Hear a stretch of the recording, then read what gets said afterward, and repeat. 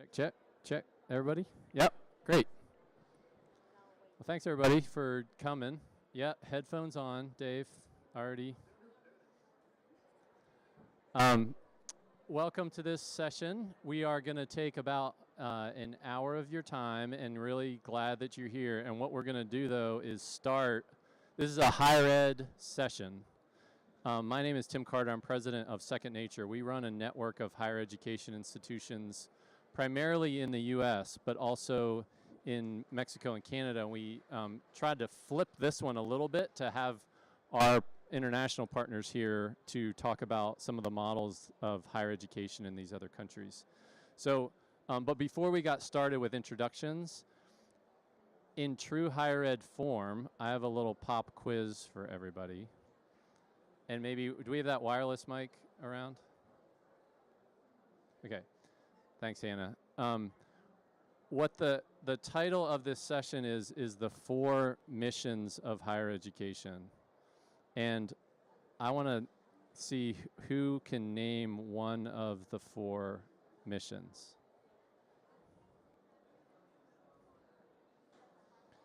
And also in true higher ed form, I'm just going to wait in the awkward silence. She had a... This is probably really obvious, but No, you're good. educating students? Yep. So education, one of the 4 missions, education or teaching. That is the oldest mission of higher ed. It was, early on, the only reason higher ed exists was basically to train the clergy. And that's the foundation of what higher ed has been doing for its existence. And so if we don't think about education, don't start with education, we would be ignoring really what a lot of people refer to as the primary mission of higher education. What's another mission of higher education? Yeah, guesses are welcome too.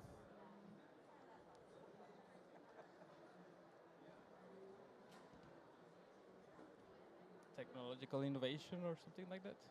So, or research and innovation? There you go. Yeah, so the second mission, what people often refer to as the second mission of higher education is research. This idea of independent knowledge creation, that wasn't always the case at higher ed. So they referred to as the Humboldtian reforms, these German universities actually started this idea of independent pursuit of knowledge at universities. And so whenever we think about the research enterprise, some people think that's all that higher ed is about. And in fact, that's part of what higher ed is about. It hasn't always been what higher ed's about. And it's not, it was created just like these other missions were created. So we have teaching, we have research. Yep, come on, you got it. Thanks for the encouragement. Yes. As a faculty member, teaching, research, and service? Engagement, whatever you want to call it. There you go. So I think we would probably define that. So that's like the criteria for a faculty member's tenure, of course.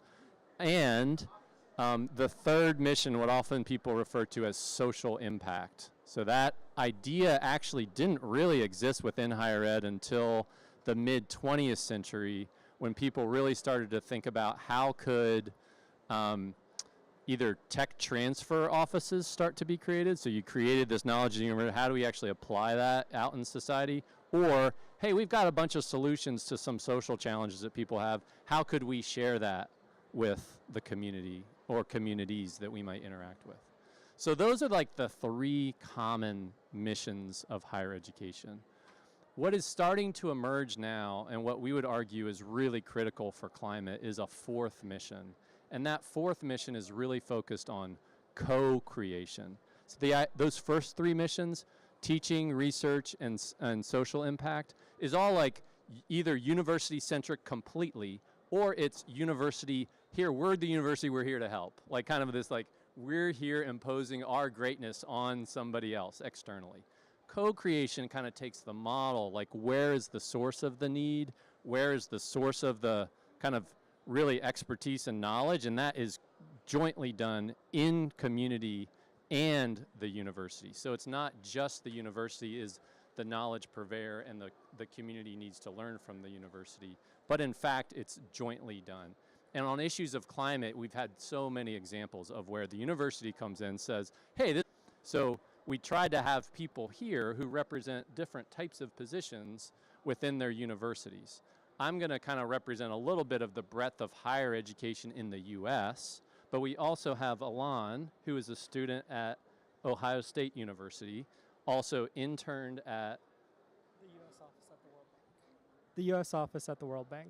So has gotten some, I don't know, community-based experience, right, in the quote-unquote real world, and is thinking about, from a student's perspective, how have these fourth missions been applied. Why don't I just go down and do the introduction? Alon, you want to start explain anything more about that? And thank you for having me. I'm Elon Kaiser. I'm a fourth-year student at The Ohio State University. I also interned for the which is a university in Mexico, large, non-private, private, non-profit university. And the fun fact about me is that I really like watching American football. I'm a big fan of the NFL. Go Pack, go. And so why Packers. Yeah, why Packers?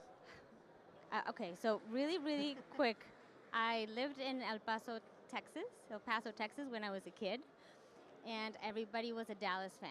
And for some reason, I wasn't very happy there, so I just went in a completely different direction. And I had a teacher who was from Wisconsin, and he was a Packer fan, and I just decided that I was going to be a Packer fan. That's fair. Yeah. I grew up near D.C., and I turned into a Cowboys fan for the exact opposite reason. Because everyone liked at the time it was the Redskins, the Nationals. Right. Yeah. Great. Thanks. All right. Thanks so much, Tim. Hi, everyone. My name's Carol Liao. I'm an associate professor at the Allard School of Law at UBC.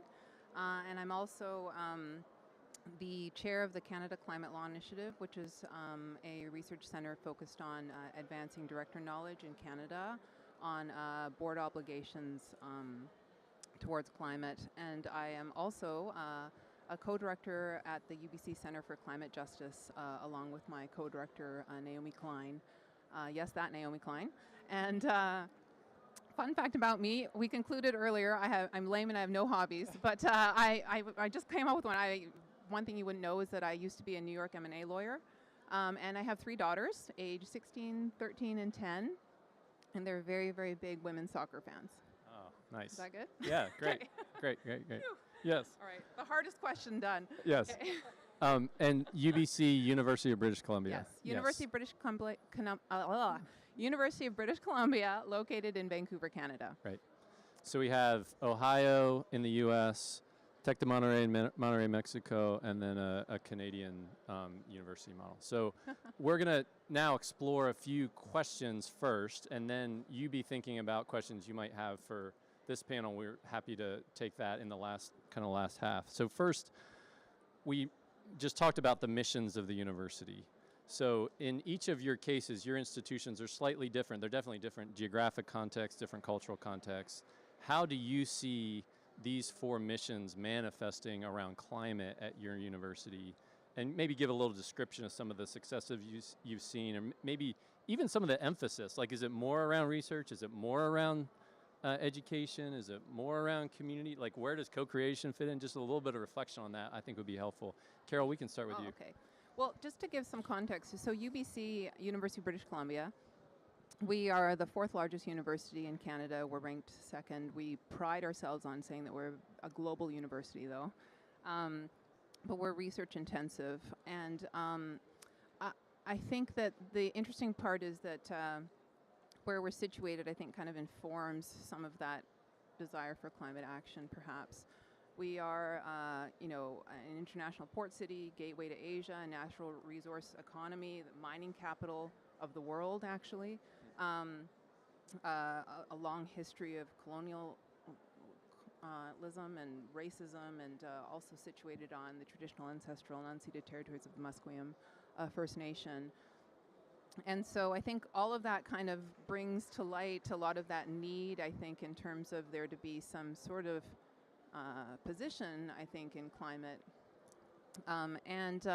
For our university, actually, there have been a lot of actions taken in some ways. I'd say that they would think research was the most important. That's certainly how they signal it to us when we're doing that tenure report. So in 2019, actually, we made a climate emergency declaration, and then we had a task force in 2021 that was endorsed by the Senate. It was the students, after convening this climate emergency town hall, that was organized to help form this Center for Climate Justice, actually. We now do annual reporting, a monitoring, evaluation, and learning framework that is really about measuring climate impacts in terms of education, teaching, and service. So they are tracking all these things. And also focusing on climate justice. So I'm thinking now, are there parts of your question that I may be missing? But Well, it was interesting, the context that you provided there focused on the external environment to UBC, but then your climate work focused on kind of the internal context. So how have you seen maybe almost like the fourth mission elements? Do you have examples of how the justice work like serves Vancouver, or is like working with the mining communities? I don't know. I have a lot of those examples, and I think that all very much though depends on those professors taking that initiative to either create a center or a research place institute in which they can get that sort of funding to be able to pay for that research, either from external or internal grants. And I think the challenge in the external that is somewhat frustrating too is you have to ensure it's aligned incentively with some things you're wanting to accomplish in a career aspect that I think is sort of sad. Like, for example, as the co-director at Center for Climate Justice, it really is off the side of my desk. I have to ensure that my research is focused on what I want to do, and I'm a corporate law scholar. But it is intertwined in the sense that I'm focused on climate justice and climate governance in fiduciary obligations, but there is some misalignment in the sense that they don't motivate you to do these climate works unless it's completely with what your research is about. Yeah. Right? So there might even mission misalignment within the faculty lines could be a real thing, because your incentive structure is not actually aligned with what the mission of the stated you gotta mission. write peer-reviewed papers, Yeah. and that's pretty much all they really look Yeah. to, right? Great. If you don't do that, then you're shooting yourself in the foot Right. in a way with Professionally. all your good stuff. Yeah, And that's yeah. that's the problem, I Yep. think. Great. Paula, do you want to tackle that? Yeah, so as I mentioned, Tec de Monterrey is a private nonprofit university in Mexico, and we are a very big university. We have 26 campuses distributed around the country, so more than almost 100,000 students, 30,000 staff and faculty. So it's a big embedding, or a fourth mission in terms of climate action has been a challenge. But I think what I can say is that we signed the Race to Zero commitment in 2019. And this really prompted the university to come up and with a plan to how are we going to ensure that we meet our Race to Zero commitment before 2040, right? But then we also started learning that there were other initiatives related to sustainability and climate change before 2019. So what the plan is also about is about sort of articulating and trying to find out what was being done before and maybe not reinvent the wheel, and recognize that there have been faculty and staff and students trying to work in sustainability and climate change before our sustainability plan came in 2021. So I always try to mention that because I don't want to make it seem like it was in 2021 that we started working in sustainability. There's other work that has been done. And I think I can say it was perhaps in the the three missions. I think in terms of education, there had been some initiatives about educating in terms of sustainability and climate change, but there's also, we have the Water Center for Latin America, which started I think in like 2006 or 2009, I'm not really sure. So, and we have this really big project with the community right outside campus in Monterrey, which is called Distrito Tec, which is the district where we live. So where all of the projects are done with the community, for the community. So all of this happened before our Race to Zero commitment and before we had a sustainability plan. So, but after 2021, when we launched our sustainability and climate change plan that we call Ruta Azul, which is, it means like blue path, but we don't translate it. So that's when we started working in all of the missions, right? So we have very clear goals and objectives in terms of how do we embed education for sustainable development in the curriculum. How do we make sure that we have interdisciplinary research, applied research, campus as living labs? We work on engagement also, and definitely in the operations of our campus, right? How do we have a less negative impact, and how do we adapt our campuses? So we do try to work in the broad sense of sustainability, both within the campuses, with the students and faculty, and also with the communities. I guess I have a few examples, but I don't know how much time we have. And I guess I just want to mention that something that I think really distinguishes our plan is how we have culture at the center of our plan. So what we're trying to do is also make sure that culture for sustainability is something that drives our initiatives and our projects. We think that if we don't change how we make decisions and what we think and where our ideas come from, if we don't change our culture, then we are not going to have the impact that we want to have. So I also wanted to just mention that. Yeah, it's often overlooked, I think, is like cultural change as a fundamental principle, and maybe not even mentioned in many climate and sustainability plans. Yeah. So a couple things you drew out there that are, I think, universal across higher education in the US at least too, is the siloed nature of things. So when you said you came in, you start this sustainability initiative, and there was actually a bunch of work that was being done. You probably just had to go figure out who that was, talk to people, but nobody probably knew the left hand from the right. I mean, that happens, I think, all the time. There's a lot of, I think, head nods. People understand, yeah, this is very, very common. So breaking down those silos are, I think, really important for whole institution-wide mobilization, regardless of what, I imagine it's the same at UBC as well. There, you know, these large institutions, you just don't really know what's happening in other departments, let alone, you know, other areas of expertise that you might not have. And then the second thing was this idea of tracking. You both mentioned, you know, we have this assessment now. I said UBC, you're actually doing, you know, multiple, you know, ways of tracking these initiatives. And that idea of understanding what success looks like and not just starting something and ignoring it seems to be really important, and not always the case in many of these places. Carol, did you want to mention something?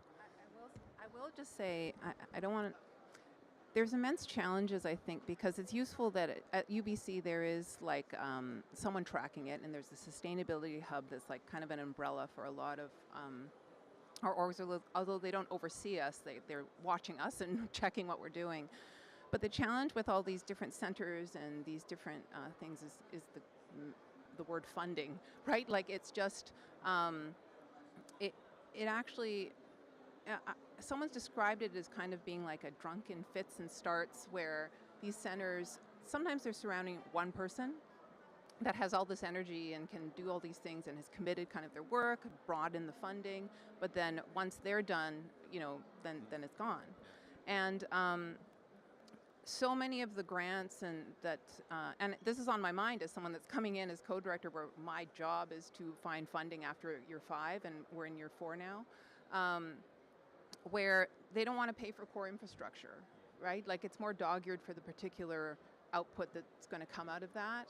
But if you need staff, if you need, you know, to do communications, dissemination, all that, that's the challenge. Right. That I think just seems to kind of make this all feel a little bit haphazard in some ways, and not supported, but not that supported, you know?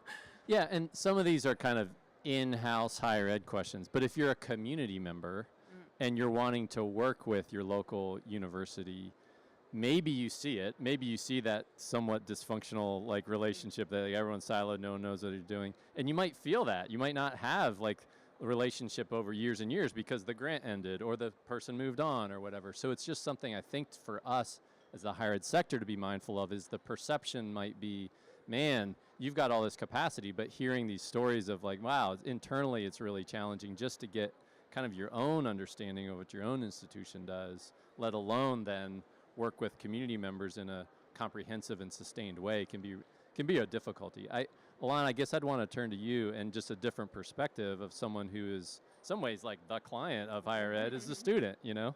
So maybe we can pass the mic over here and tell me your experience about Ohio State, like how you've experienced these like maybe 3 or 4 missions. Yeah, I think one thing Ohio State does really well is research. And especially when you guys were talking about funding, something that really struck me is I work in a Ohio State research lab. I manage a research team of 27 students, so I also assist with trying to get our grants. But OSU just last year hit $1 billion research budget. That puts us at a higher budget than Harvard for research.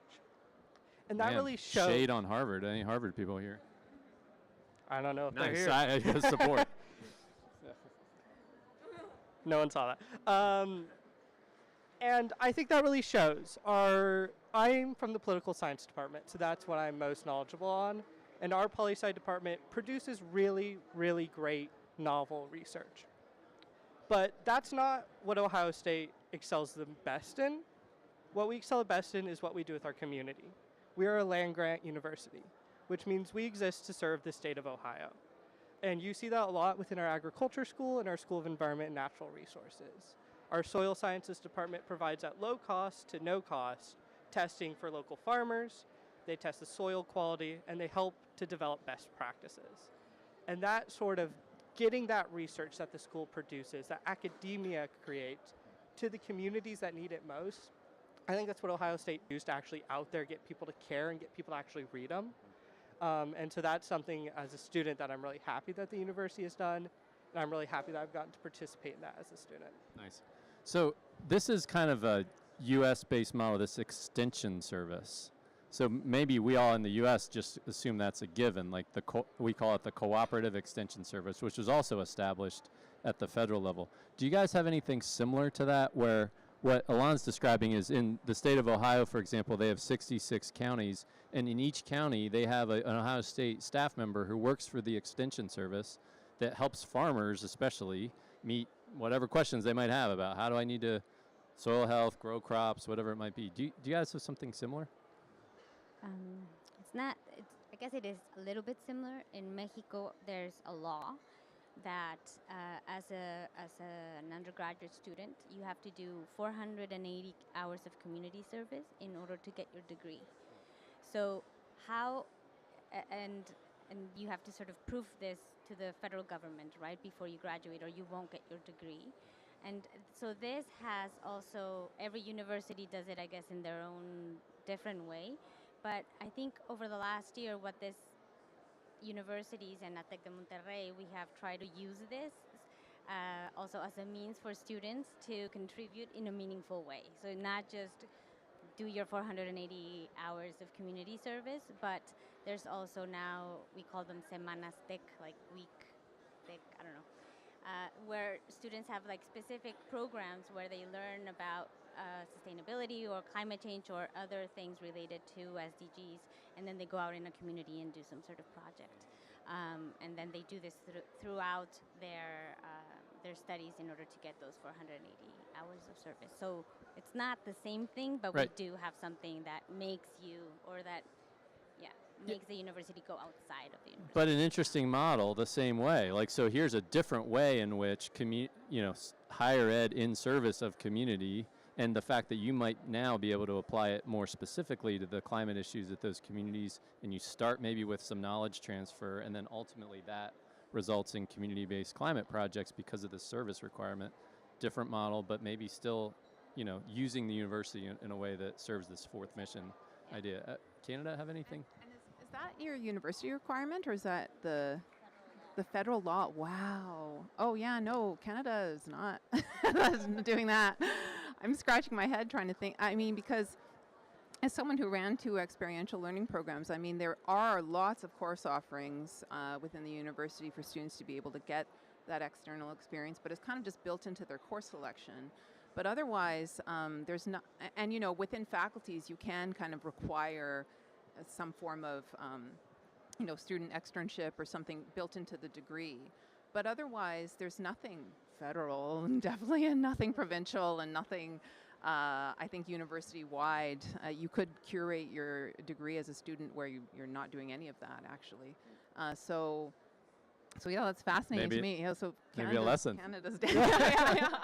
Nothing to learn from here Well, in that regard. Yeah, let's pivot into a different question, just a different category altogether. And that we're going to skip our second one and go to the third one. This idea of this pavilion is really about how do all these sectors, not just higher education, how all these sectors actually complement one another and potentially work together in ways that they wouldn't be working together otherwise, specifically around climate. So maybe, Paula, we can start with you. Some ideas or examples that you have around cross-sector collaborations, or maybe just partnerships that you have had. We've had a lot of internal higher ed examples, but maybe some partnership examples with entities or institutions that are outside of our sector that around climate you found to be, some of the more successful ones at Tech. Yeah, I mean, Tec de Monterrey it was born out of an entrepreneur, a businessman in Monterrey, right? So the business part and the entrepreneurship part of Tec de Monterrey is sort of like in the DNA of our university. It's always been like one of our biggest strengths, and working with businesses and either small businesses or large corporations in Mexico is a big part of what we do. And in that sense, there's one project that we have at Tec de Monterrey that is not within the sustainability office, but it is in one of our institutes. It's called Instituto de Emprendimiento Eugenio Garza Lagüera, which is like an entrepreneurship institute. And they actually just, I think it was last year or like a year and a half ago, they received some funding from the Green Climate Fund. And in cooperation with the German Agency for International Cooperation and Climate Kick, to start an initiative that they call the Catalyst 1.5, which is an initiative to support startups, climate startups. And it's not just climate startups from Monterrey or Tec de Monterrey or Mexico, but it's for Latin America. So it's a big investment, it's a big funding, and it has been very successful in attracting small startups, entrepreneurships, and they've just started building capacity and taking them to the next level. So this is one of the one of the things that we've done specifically for climate change in the entrepreneurship. It's kind of business sector, finance sector, investment sector. Yeah. And so when it's all of Latin America, does Tech is hosting it, or is it going to be multiple sites around? I think the first phase that started last year was Mexico, and I want to say Colombia and Brazil, and I think it was like 3 countries. And Tec de Monterrey sort of hosts this, and so we have like the center there where they choose the entrepreneurs and provide the capacity building. And I think they are talking about sort of like a different phase, like expanding it to other countries. Just seems like a massive undertaking. It's been successful, yeah, but it's been very successful so far. So I think they are thinking about expanding it to other countries. And there's a lot of interest, right? So from Latin American universities and just people like that have startups and have a lot of ideas and innovations, and this is a great way to sort of get started. Great. Alon, from a student's perspective on this external partnership idea, I mean, maybe it's your own personal experience at, professionally, but I'd love to hear what your thoughts would be on that. Yeah, I think this reminds me a lot of last month when I went to the World Bank annual meeting. And someone mentioned that you can't have a blue economy without people that know how to do blue jobs. You need to teach blue skills. And part of that requires partnering with industry. And that can be private sector, that can be the government in my case. But getting and developing those programs for students to actually learn the skills they need to go then work in green tech jobs, to go work on climate policy while they're still students, that's one of the most important things. It's something I think Ohio State does good, but it can do a lot better. So how did it do it for you? Like, what did Ohio State do for you? So my first internship was with the U.S. Department of Transportation. I did a program Ohio State offered where they helped me get housing in DC for 1 semester, and then they helped me apply for the internship. And so from there, I was able to work on offshore wind energy. But one thing that I think universities often forget and can do a lot better is a lot of these are unpaid. I've done 3 internships, and I've been paid for none of them. And so that really makes it difficult to go into this field because a lot of governments and a lot of nonprofits don't have the budget to pay students to do this work, but we want to do it. And so we often end up taking these jobs for no pay, and that really makes it difficult financially to balance it, but it also makes it very difficult for certain classes that aren't as fortunate as I was to have built up savings, to have had a part-time job while doing it.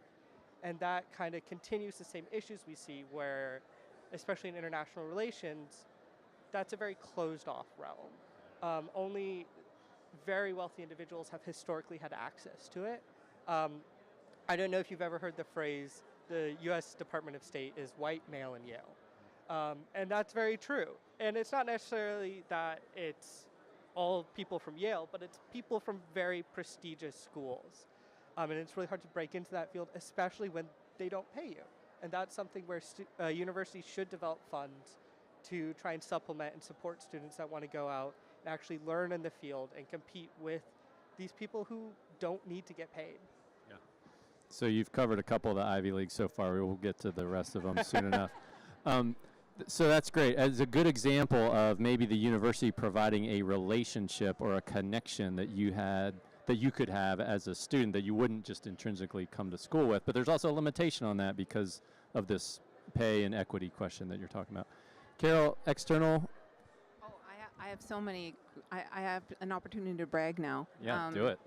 So again, I'm chair of the Canada Climate Law Initiative. We have a fantastic website I'd encourage you to look at, ccli.ubc.ca, where what we've done is we've really engaged with industry. We produce some pretty core research talking about directors' fiduciary obligations to consider climate change and put it on the agenda, create a climate plan, a big a list on how to get educated and understand what your climate risks and liabilities and opportunities are as a board member, right? And how climate change is going to be impacting your business, your organization. And what we've done is we have engaged with 70 climate experts around the country that have volunteered their time pro bono to disseminate out our research by providing free board presentations. We've produced 22 industry reports that have been downloaded in the thousands each. We have had about 50,000 site visits to our website to date. We're also doing a lot of policy advocacy. Shout out to my colleague, Janice Serra. We've had 74 high-level advisory meetings with the government talking about pushing Canadian policy forward in terms of climate risk disclosures, et cetera. So the reports that we've made, each report actually is engaged with industry. We get on that business association, so we've got a mining report, we've got a retail sector report, we've got one on farming and agriculture, and what we do is we engage with the Farmers for Climate Solutions, we engage with the mining associations. We do all this so that when we produce this report, we then also have an event, like a large webinar as well, record it. They're viewed several times over, and again downloaded, and so we're considered actually a thought leader in this space where we've really put a mark in Canada in terms of those obligations that boards have, and that's been, and we're very well funded. So that's much different than the other. And that's mostly government funding. No, it's foundation funding. Foundation Yeah, funding. we've got 6 foundations actually that have given us funding. And what I've realized also with foundations too is once you have one, then they all are more willing to add on, because then they You're safe. Yeah, exactly. Good investment. Yeah, so it's an interesting world, this academic startup sort of thing. And we're now in phase 3 in that research project. And for the Center for Climate Justice, we are going into our 4th year, right? So it's still the early days there, whereas CCLI has been, about 7 or 8 years now. So. In some ways, that example is a good one in that it cuts across many of the missions. So you probably have students who help with the report, graduate students or whatever. Yeah. and then you have the research that's actually being done. You have to actually apply it to a question that the policymakers care about, and then you have to disseminate it in a way that people can understand. So there's all this like connectivity between those different assets being mobilized to accomplish whatever this external community is driving at in that case. Yeah, and with that funding too, you can pay for consultants. You can, like sometimes actually you have pressure to spend in the time that you wish you could just hang on to the money and slowly, like so that you can survive for a long time. But actually, you have a project you have to implement, right? So. So we've commissioned actually legal opinions. These aren't Twitter threads or op-eds. These are actual little like legal opinions that are publicly available for people to rely upon. And we've done some really creative ways to just shift the space in terms of climate action by industry, using these sort of tools that we have. So last question before we get to questions from the audience. The examples, most of what you've given have been driven not by your national governments outside of the requirement, the law that you have that they have to, but you could imagine a situation where you just as an institution required that too. Like you have to have 450 hours of community service because Tec de Monterrey says you have to have 450 hours of community service. That could be possible. In the US, we're going to have an incoming administration that will likely be less supportive of climate, highly likely. And this sub-national work, this work that we all are a part of, can now maybe take a more elevated role domestically for us in the U.S. These lessons that we've given, if we think about like how would we join together to help continue the climate work here in the U.S. domestically, given the partnerships that we talked about, given the examples that we have, what would the next steps be for us? Like how would we start to think about this? And maybe, Alon, why don't we start with you? You haven't started yet. You've given examples that actually don't need the federal government at all. So how might we bake something in and work with this coalition to make something possible that right now, it seems kind of difficult to conceive of? Yeah, I think it's going to be difficult to lose the federal government support, mostly because it was a source of funding. And so universities can't really make up that pool of money, but a lot of universities, they have large alumni bases, and they have a lot of connections to the private sector. And so I think it's time for us, because we've seen universities work together for a really long time. We have UC3, universities collaborate on research, but academia has long kind of been the people to produce the numbers and stay out of the politics. And I don't know if that's really an option for us anymore. With the lack of funding from the federal government, we need to start getting involved. Students will continue to protest. Many of us will be graduating and going into this field and doing the work, but we're young. We don't have power. We will be lucky to get hired at entry-level positions, and so we won't be making the decisions for 10, 20 years. But people have been going to Ohio State since 1860. And so there are CEOs from Ohio State, there are C-suite executives, and investment and hedge fund managers.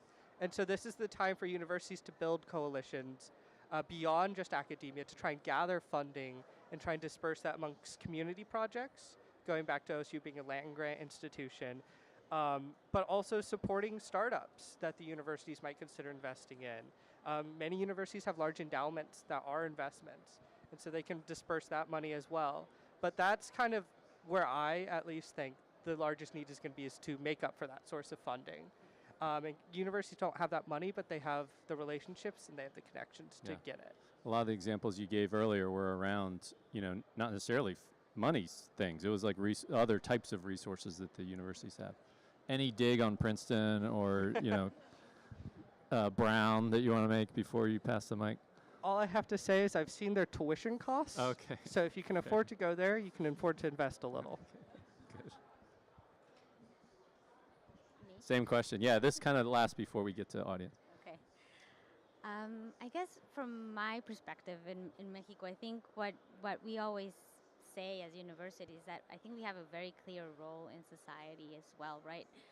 In just continuing to provide science-based information and just make sure that the information that you put out there is reliable is based on fact, and that you try to work with the third mission, right? That co-creation, right? That you try to listen to the community, work with your community, and listen to their needs, and just, I guess, keep on working. I guess that's what I would say is very important, and also inside, right? And I think you made a great point. I mean, like continuing to make sure that your students have the right information, that they know how to apply climate change to their discipline so that they can make informed decisions once they are in the real world, as you said.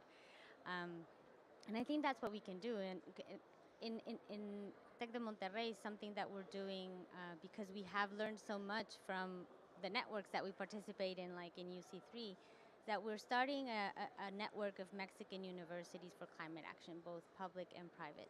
And this started actually thanks to a grant from Second Nature, the Catalyst grant.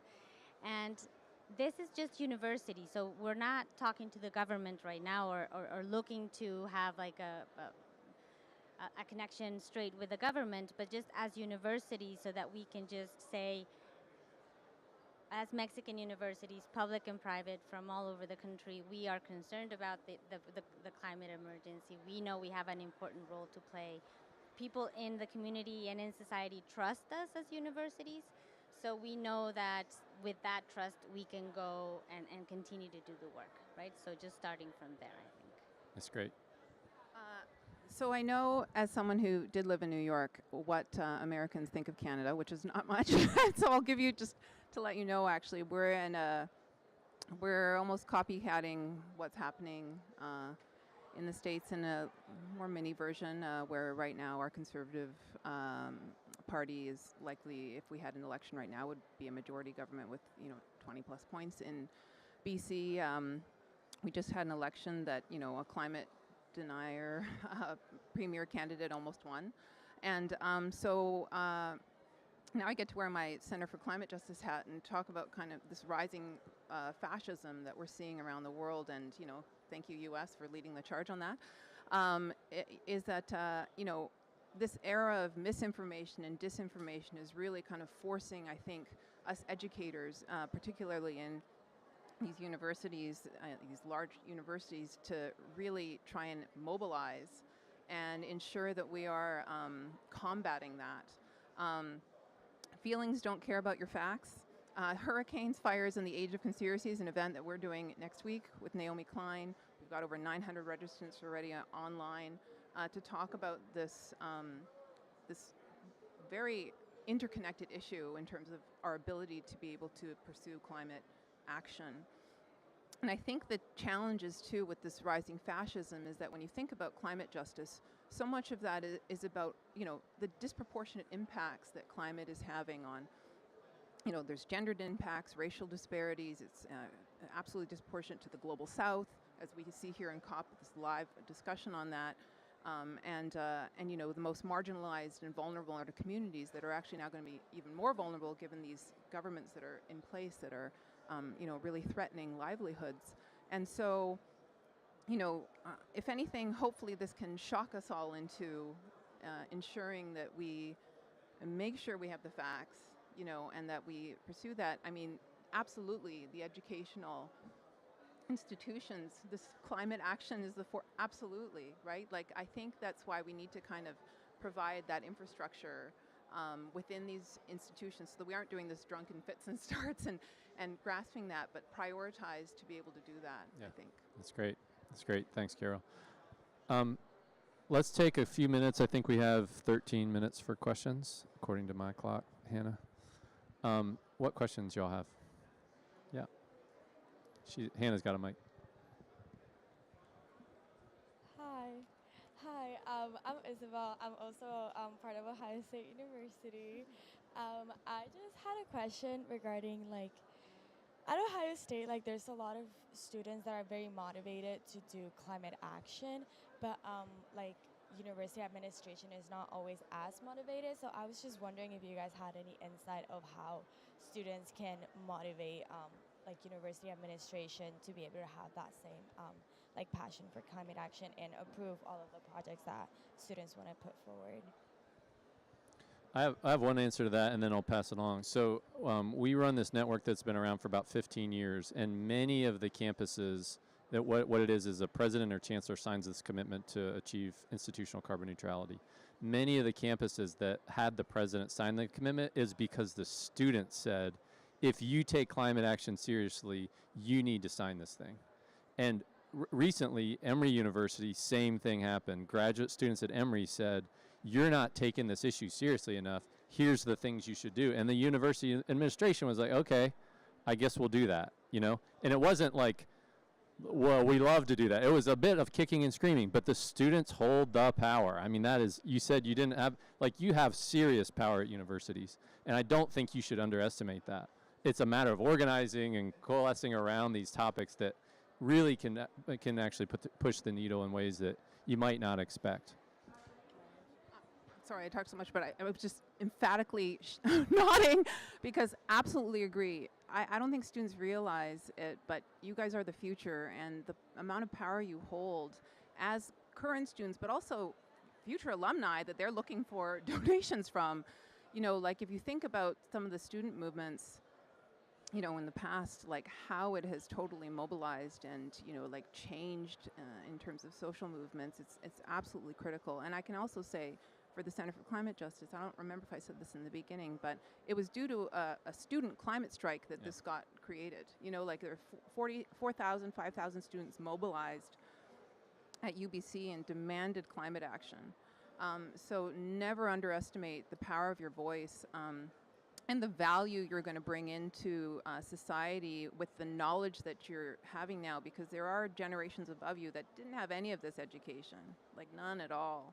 And so, you know, on day one, going into an organization, you may know a lot more than a lot of the C-suite on this stuff, and that's like a value add, like right away. And I think that really it's these generations that are going to be changing. We all hope. We shouldn't put the burden on you, but, you know, the trajectory of how we're moving forward, I hope. I just wanted to kind of add on to that because, yes, students have power and student movements have worked, but we've also seen a really violent response to student movements in the past year. Student protests at Ohio State were forcibly broken up by the Ohio State police. Not the Ohio State police, like the state police. They brought in state troopers, they brought in the Columbus Police Department, and they deployed tear gas against their own students. Now, whether or not you agree with what they were protesting, universities are supposed to be zones where you disagree with the status quo. They're supposed to be sources of diverse thought, and students alone no longer have the ability that they once did because we've seen really violent responses. And we've seen it in the past with the Kent State massacre. And I just want to really underscore, like, yes, students care about this, and we will continue to hold our administrations accountable, but we cannot do that without faculty support, because faculty are who the police are much less likely to drag off by their hair. Because I saw many of my friends be dragged off by their hair last year. I saw tear gas deployed, but once faculty started joining the protest, that's when the tone began to change. So yes, we are in this fight, but we can't do it alone. And I think that's really important for professors to understand is we need help in this. We need help to hold our administrations accountable, and we need to tackle this not as an institution, not as individuals, but as a community. Cheers, yeah. Okay, so I guess in Mexico in general, specifically in Tec de Monterrey, I think it's a very different context. I think student groups work very differently than in the States. I'm not saying there are not student movements, but I wouldn't say so far they're probably not as loud as they have, as I can see from the States or maybe in Canada. Perhaps in March, the 8th, the gender, like the Me Too movement and things like that, maybe we saw a little bit more of that from students in our campuses, but not in climate action. We don't see like large movements of students demanding things. That doesn't mean they're not interested. It just means they go about it in different ways. And I think one of the challenges that I have had since I started in this role in Tec de Monterrey like 3 years ago is how how to engage students and learn and motivate them to do more of this work in the campus, and realizing that it's one office, we're a very small office and we have 26 campus, right? Like 90,000 students, so it's kind of hard. We've come up with we have a committee of students, a representative from each campus, and we meet with them monthly, and we provide some funding for them to do some events or projects in their campus. But it's been also hard. I think it's probably hard both ways. So if you ask students at Tec de Monterrey, maybe they also don't feel supported by staff or administration. I mean, they might feel like that, but from my position, it has also been hard to define how to engage with students, how to motivate, and how to provide, I don't know, the resources that they might need to do the work that they want to do. So I think it's a challenge both ways. I thank you for that perspective, because I do think sometimes the protest angle is the angle. Sometimes actually to get like large infrastructure projects done, and campus students are like, why don't we have massive amounts of these are very difficult and complex contractual relationships. You can look to the divest movement too, where there's a lot of, hey, this is a super simple question. It's actually not a simple question. It's fairly complex. And so there is an educational piece, I think, that students need to actually have when they're engaging with some of the staff and administration, and understand that it's maybe not as easy as staking your claim outside the president's office. Sometimes it is, but then sometimes it's going to involve more dialogue and discussion. The staff who are working on these things, the faculty who will be there for years and years, want to see the same thing probably that you want to see. They just also know the long-term perspective here actually matters sometimes. And so there might be a both and, depending on the tactic, you can push things in a direction, and depending on a different tactic, you might be able to still accomplish the same thing on a different time horizon. We feel your timeliness, though. You're only there for a few years, right? Another question. Hello, I'm Jose Acosta. I'm from Mexico. I'm a consultant on water and climate. I work at the European Mission on Adaptation. But going to the subject of the fourth mission, I wonder in co-creation if you can state one tool or methodology that works for you as a university to engage in multi-sectoral projects, or consortiums for demonstrative projects on climate adaptation, something like that. But I wonder if you can say one tool on engagement that you think has worked for you successfully, at least, in co-creation. So I feel like I insulted my government a bit, maybe hard. I can think of actually one thing that the government implemented. We have a Social Sciences and Research and Humanities Council that issues what are called several kinds of grants, several kinds, right? But one in particular I'm thinking about very recently, because we just submitted it as a partnership development grant, where the whole idea is co-creation, actually, and across with other institutions, with industry, with NGOs and things like that. And actually, that's what's going to get you the grant. You couldn't be just your own person in an institution being like, all my UBC profs and I want to do this project. Actually, the whole point is to force you to have to look outside that. And that interdisciplinarity and transdisciplinarity also is a strength in those kind of projects. And so having those objectives in the fund, that's the key for I think a lot of those Canadian big project grants. I think those are quite effective. Yeah. So the constraint or opportunity that the funder provides, requiring you to do this, maybe is one of the tools that as a government agency or a funder, you could create the conditions for. Other examples of co-creation? I don't know if I can think of one tool. But I think something that at Tec de Monterrey that we try to do is, I don't know if it's co-creation with the community, but it is something new that we started doing, is trying to in a grant process that we just launched for research, interdisciplinary research, is that we asked the researchers that were applying for these grants to have the okay of the operations of our campus. So if they wanted to do the research on, let's say it was water, waste, and I think mobility or emissions. So, and they had a proposal that they wanted to do some research within the campus. They had to present this to the operations of the campus. We call it planta física, so like the people that do the operations. And they have to meet with them and say that it was okay for you to do the research in the campus. What was the benefit of doing the research in the campus? So it was a requirement that required the researcher to go outside, I guess, their comfort zone of just the research and see actually who's doing the work in the campus and how they were going to work together to implement the research. So it's not necessarily outside the community, but it is a way of sort of breaking the silos. And it was not an adaptation. Most of the work is on, well, the ones on water are adaptation as well. So I don't know if that answered the question, but that's... Yeah.